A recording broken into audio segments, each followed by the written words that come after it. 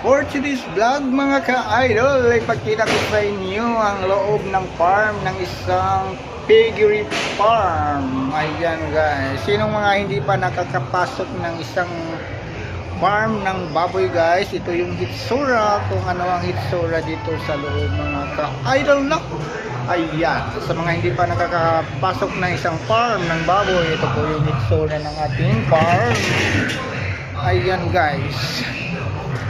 Ayan, ito guys, hallway po yan. Hallway po yan. Dito dadaan ang ating mga baboy na ilalabas at ipapasok mula sa labas. Dito doon dadaan, papasok sa ating mga building, sa ating room. Ayan guys. Ayan. Gaya nito guys, meron tayong mga distinguisher for safety. Ayan guys. Ayan, bawat mga nadadaanan to guys is mga room po yan ng ating mga alagang baboy. Ayan guys, napansin nyo ba yan yung mga buta?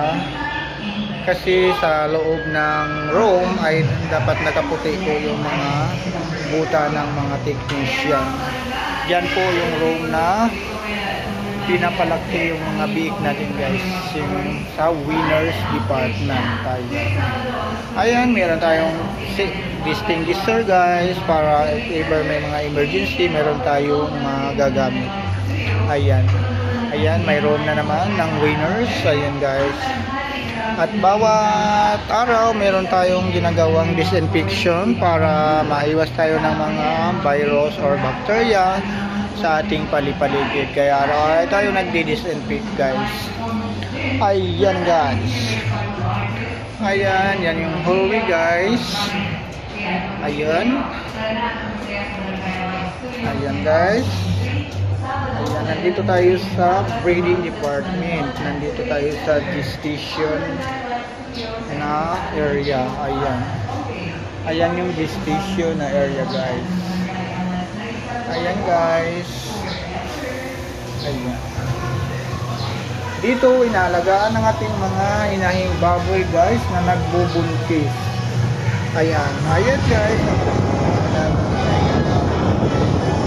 Hindi na lang tayo makakita. Nakaitim yung buta. So, at saka may napansin nyo, may sounds doon sa loob para iwas bulabog ang ating mga inahing baboy.